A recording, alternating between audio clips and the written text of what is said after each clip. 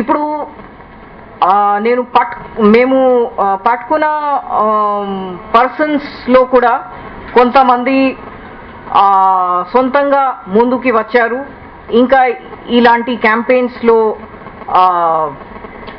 పాల్గొనడానికి, anti eve teasing క్యాంపెయిన్లో పాల్గొనడానికి వాళ్ళు కూడా మీ ముందు మేము ప్రొడ్యూస్ చేస్తాము. వాళ్ళు కూడా మాట్లాడతారు. ఇంకా రెస్పాన్స్ దగ్గర వస్తే మహిళల నుండి మాకు చాలా బాగా రెస్పాన్స్ వచ్చింది.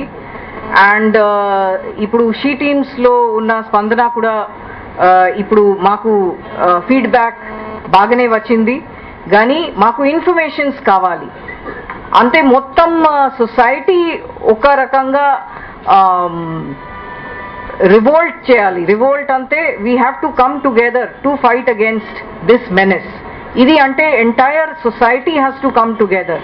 ఇది ఒక పోలీస్ మాత్రమే దీనికి పూర్తిగా స్టాప్ చేసుకోవడానికి చేయలేకపోతారు. కానీ ఎవిడెన్స్ బట్టి మేము వాళ్ళకి పట్టుకున్నాము. పట్టుకున్న తర్వాత మన దగ్గర మేము తీసుకొచ్చాము. ఎక్కడ ఇన్ఫర్మేషన్ వస్తుంది మాకు, అది కూడా మేము వెళ్ళి మళ్ళీ ఆయన ఉంటే డెఫినెట్గా ఇంకా గట్టిగా యాక్షన్ మేము తీసుకుంటాము. 9th క్లాస్లో ఆ అమ్మాయి లాన్ టెన్నిస్ నేర్చుకోవడానికి వెళ్ళింది. కోచ్ మిస్బిహేవ్ చేసినందువల్ల ఆ అమ్మాయి షీ కుడ్ నాట్ కంటిన్యూ. డిగ్రీకి వచ్చిన తర్వాత మన షీ టీమ్స్ క్యాంపెయిన్కి వెళ్ళిన తర్వాత she was crying like hell. ఆ రోజు నాకు అది జరగకపోతే I would have been different in my life. Now I spoiled my life అని లైఫ్ లాగా ఎఫెక్ట్ అవుతుంది.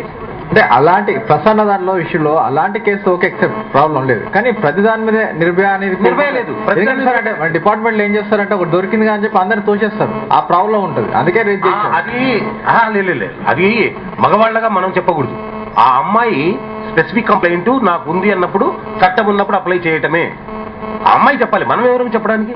ఆ అమ్మాయి నిజంగా స్టాకింగ్ జరిగినప్పుడు, ఫిజికల్ అబ్యూస్ జరిగినప్పుడు నిర్భయ చట్టం ఉంది, మనం పెట్టాల్సిందే. అతను ఏ మిస్టేజ్ అని చూడవు. ఇప్పుడు చెప్తున్న ఈవ్ టీజింగ్ వరకు డెఫినెట్ గా మనం ఓన్లీ ప్రొడ్యూస్ చేస్తున్నాం. నిర్భయ అన్నప్పుడు కంప్లైంట్ ఉంటుంది. అది నేను చెప్తాను. 16 మెంబర్స్ కి మీరు శిక్ష విధించారు అంటే ప్రొడ్యూస్ చేశారు. What about the 64? అందరికి ప్రొడ్యూస్ చేస్తాము. అంటే ఇప్పుడు కోర్టులో ఏ స్టేజ్ లో ఉంది? చిన్న క్లారిఫికేషన్ ఇస్తున్నాను. మామూలుగా ఈ కేసెస్ అన్నిటికీ జ్యూరిడిక్షన్ కావాలి. షీ టీమ్స్ కి ఇన్స్టిట్యూషనలైజ్ అయ్యి జ్యూరిడిక్షన్ ఫిక్స్ అవ్వడానికి టైం పట్టింది. అంటే ఏ కోర్టులో ప్రొడ్యూస్ చేయాలా అనేది. ఇంతకుముందు మనకు సిసిఎస్ లో పెట్టి కేసు అనేది మనం పెట్టడానికి లేదు. సో ఆ జ్యూరిడిక్షన్ ప్రాబ్లం వచ్చినందువల్ల అయింది. అందువల్ల 16 ని ప్రొడ్యూస్ చేశాం. అట్లా ప్రతిరోజు అందరికి ప్రొడ్యూస్ చేస్తాము డెఫినెట్ గా. 16 మెంబర్స్ ని ఫస్ట్ టైం ప్రొడ్యూస్ చేస్తా, సెకండ్ టైం ప్రొడ్యూస్ చేస్తా? ఫస్ట్ టైం అందరికి ఫస్ట్ టైం. అంటే ఫస్ట్ టైం వార్నింగ్ ఇవ్వచ్చు కదా? కాలా ప్రొడ్యూస్ చేస్తున్నాం. అంటే ఫస్ట్ టైం 16 మెంబర్స్ కి వార్నింగ్ ఇచ్చేసి ఫస్ట్ టైం అంతే ఇది ప్రొడ్యూస్ చేస్తున్నాము. అంతే. కిరణ్ కుమార్, ప్రైవేట్ జాబ్ చేసుకుంటాను చిన్నగా. హోటల్ మామూలుగా నార్మల్ హోటల్కి వెళ్ళినప్పుడు కొంతమంది అమ్మాయిలు ఉంటే అక్కడ కొంత కామెంట్స్ చేశాను నేను.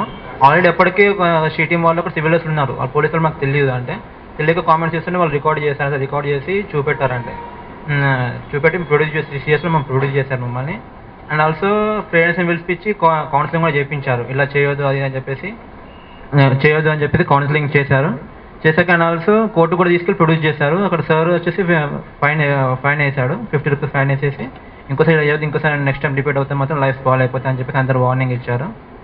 చేసేసి చెప్పారు. అండ్ మేము కూడా అంటే ఇలా ఇంకోసారి చేయొద్దు అని చెప్పేసి నిన్న ఒకప్పుడు మామూలు అట్లా ఉండే, బట్ ఇప్పుడు మాత్రం ఎవరు చేయట్లేదు. ఒకరు చేసినా కానీ చెప్తున్నాం ఫ్రెండ్స్ కానీ ఎక్కడైనా. అండ్ ఆల్సో ఫేస్బుక్లో, వాట్సాప్లో అంతటా పబ్లిసిటీ కూడా చేస్తున్నాము. కొన్ని డిజైన్స్ కూడా చేశాను నేను పర్సనల్గా. చేసేసి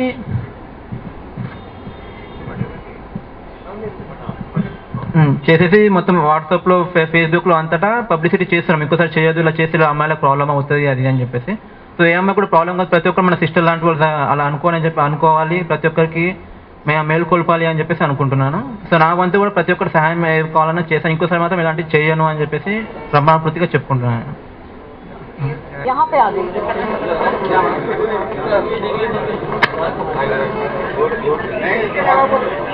हमारा चेहरा भी बताओ ना।